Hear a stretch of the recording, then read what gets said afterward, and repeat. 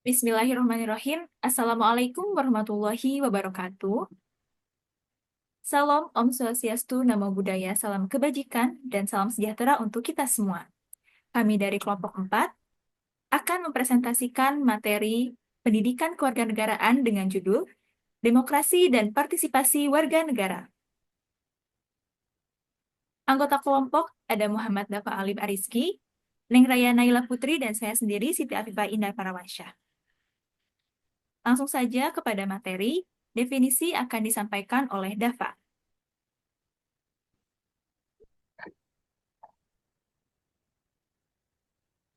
Baik, untuk definisi, demokrasi berasal dari kata Yunani. Demos, rakyat, kratos, kekuasaan atau pemerintah, secara harfiah, pemerintah oleh rakyat. Demokrasi adalah bentuk pemerintahan di mana kekuasaan politik tertinggi berada di tangan rakyat.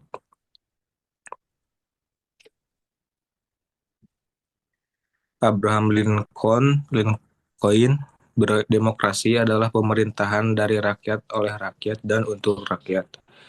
Aristoteles, demokrasi adalah negara dengan kebebasan karena melalui kebebasanlah setiap warga negara bisa saling berbagai kekuasaan di dalamnya. Joseph Askemeter, demokrasi adalah suatu perencanaan institusional untuk mencapai keputusan politik. Keputusan politik ini diperoleh dengan cara perjuangan kooperatif atau usaha rakyat. Materi selanjutnya yaitu prinsip-prinsip demokrasi akan disampaikan oleh Raya. Baik, selanjutnya prinsip-prinsip demokrasi. Yang ke-1, kedaulatan rakyat, yaitu kekuasaan tertinggi berada di tangan rakyat. Pemerintah hanya menjalankan amanah rakyat dan harus bertanggung jawab kepada mereka. Yang kedua, pemerintahan berdasarkan konstitusi.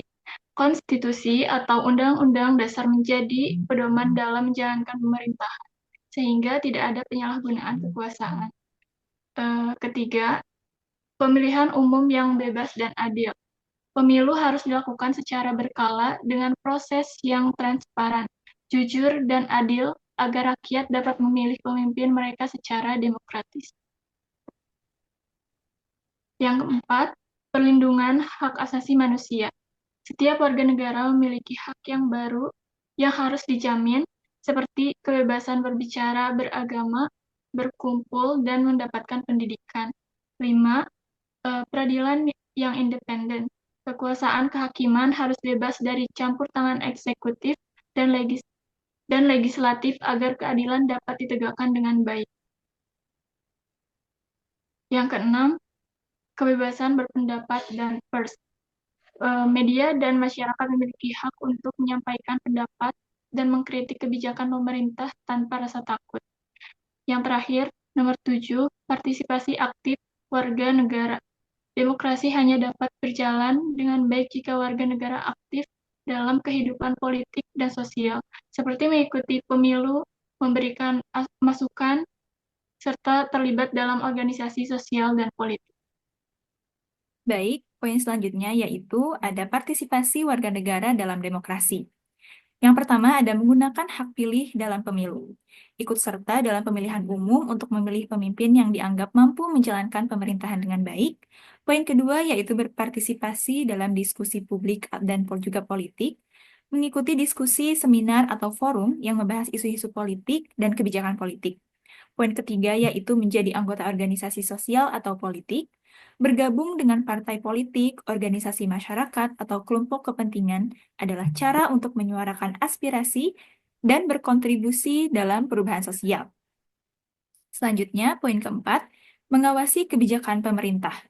Masyarakat berhak mengawasi dan mengkritisi kebijakan pemerintah agar dapat tetap transparan dan juga akuntabel. Poin kelima yaitu mengajukan aspirasi dan kritik kepada pemerintah.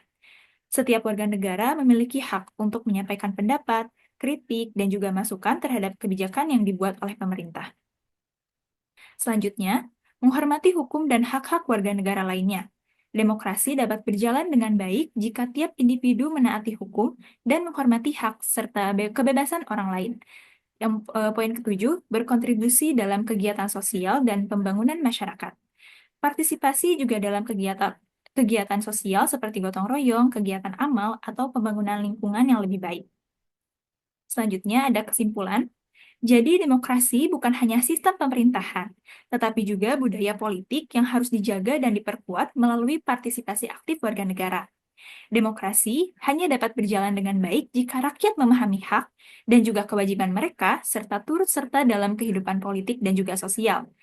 Dengan adanya prinsip-prinsip demokrasi yang diterapkan dengan baik, serta partisipasi aktif masyarakat, negara dapat berkembang secara lebih adil, transparan, dan juga sejahtera. Sekian pemaparan materi dari kelompok kami. Mohon maaf jika ada kesalahan, dan terima kasih atas perhatiannya. Wassalamualaikum warahmatullahi wabarakatuh.